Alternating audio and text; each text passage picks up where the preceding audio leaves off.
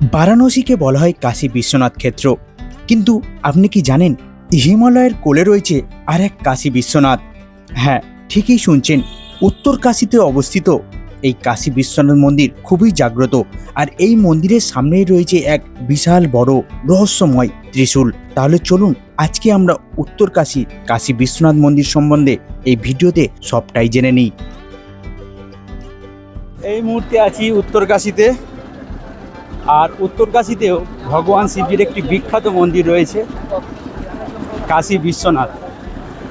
অবাক হলেন? এটা বেনারসের বা বারাণসীর কাশী বিশ্বনাথ নয়, উত্তর কাশীর কাশী বিশ্বনাথ।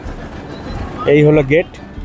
বারাণসীর কাশী বিশ্বনাথ মন্দিরের সাথে উত্তর কাশীর কাশী বিশ্বনাথ মন্দিরেরও কিন্তু অনেক মিল রয়েছে। সেই সমস্ত তথ্য আমি আপনাদের সামনে আজকে তুলে ধরব।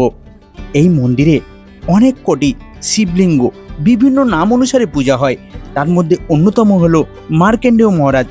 এই মন্দিরে আপনারা এলে দেখতে পাবেন শিব, শক্তি ও ভক্তির এক অপূর্ব মেলবন্ধন।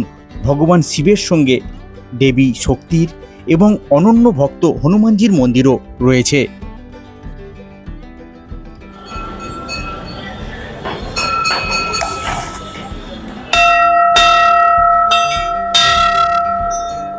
এবার আপনাদেরকে বলি উত্তর কাশীর কাশী বিশ্বনাথ মন্দিরের সাথে আমাদের কাশী বারাণসী মন্দিরের মিল ঠিক কোথায় কোথায়। দেখুন, দুটো মন্দিরই বরুণা এবং অসি নদীর মধ্যবর্তী স্থানে অবস্থিত। এই জন্য কাশী ক্ষেত্রের দুটো ক্ষেত্রেই নাম কমনভাবে রাখা হয়েছে কাশী বারাণসী। এছাড়া দুটো মন্দিরই একটি নির্দিষ্ট নদীর তীরে অবস্থিত। যদিও কাশী বারাণসীতে সেই নদীর নাম গঙ্গা, কিন্তু উত্তর কাশীতে সেই নদীর নাম ভাগীরথী। এছাড়াও আরও মিল রয়েছে। দুটি মন্দিরেরই অধিষ্ঠিত দেবতা হলেন ভগবান শিব।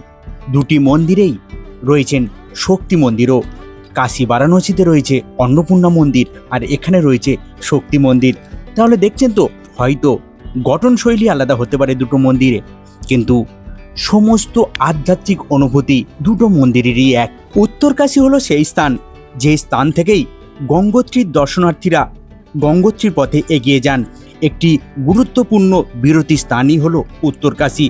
গঙ্গোত্রী ধামের যাত্রীরা প্রথমেই এই কাশী বিশ্বনাথ মন্দিরে পূজা দেন, তারপরেই গঙ্গোত্রীর পথে পাড়ি দেন। এই মন্দিরের যজ্ঞকুণ্ড হলো এটি। এই কাশী বিশ্বনাথ মন্দিরের ঠিক সামনেই রয়েছে এই শক্তি মন্দির। আর এই মন্দিরের মূল আকর্ষণই হলো 26 ফুট উঁচু একটি ত্রিশূল। এই ত্রিশূল ভারী রহস্যময়। প্রচলিত তথ্য অনুযায়ী অনেকেই বলেন যে দেবী পার্বতী যখন অসুর সংহার করছিলেন, সেই সময় তার হাতে থেকে এই ত্রিশূলটি এখানে পতিত হয়। আবার সরকারি তথ্য বলছে অন্য কথা। এই ত্রিশূলের সঙ্গে উদ্ধার হয় একটি লিপি, আর সেই লিপিতে রয়েছে রাজা গণেশ্বর ও তার বীর যোদ্ধা পুত্র গুহ এই মন্দিরের প্রতিষ্ঠা করেছিলেন।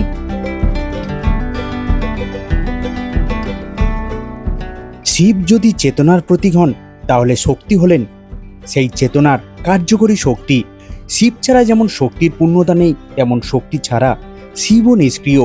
আর আমাদের মনে এই চৈতন্য আর শক্তির খেলা তখনই প্রবল রূপ ধারণ করে যখন আমাদের মনের ভক্তি প্রবলভাবে জাগ্রত হয়।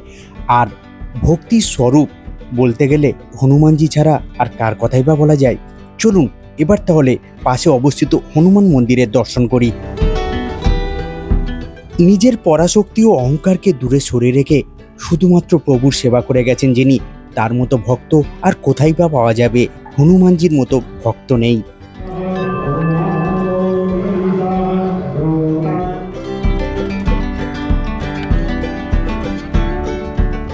এই মন্দিরে প্রভু হনুমানজির সুদর্শন বিগ্রহের সাথে সাথে রয়েছে ভগবান রামচন্দ্র, মাতা সীতা ও প্রভু লক্ষ্মণেরও সুদর্শন বিগ্রহ, রাধাকৃষ্ণ ভগবানেরও সুদর্শন বিগ্রহ, সেই সঙ্গে রয়েছে মাতা বৈষ্ণোদেবীরও একটি সুদর্শন বিগ্রহ।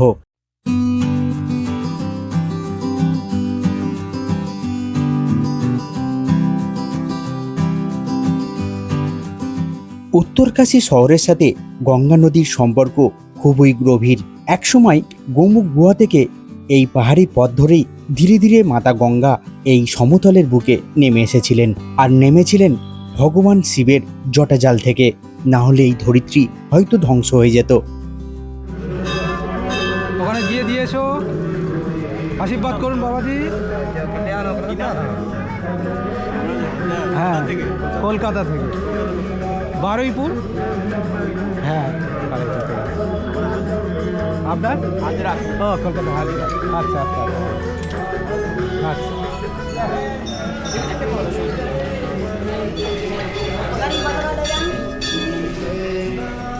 এই ছিল আজকে আমার উপস্থাপনা। আজ আসতে পেরেছি, ভবিষ্যতে আর আসতে পারবো কিনা এই স্থানে জানি না, কারণ বিপদসংকুল পর্বত্য এলাকায় সবসময় আসা যায় না। তাই মনে একরাশ অভিজ্ঞতা আর একটু ভারাক্রান্ত নিয়ে চলেছি নিজের পথে। এবার আপনাদের কাছে আমার একটা প্রশ্ন রইল, এই ফলটির নাম কে কে বলতে পারে? আমি দেখব যারা যারা জানেন এই ফলটার নাম কি, অবশ্যই কমেন্ট করে জানাবেন। এই ফলটি কিন্তু পাহাড়ি এলাকায় খুবই বিখ্যাত। আর এই রকম ভ্রমণমূলক কাহিনী দেখতে গেলে আমার চ্যানেলটি সাবস্ক্রাইব করে রাখুন।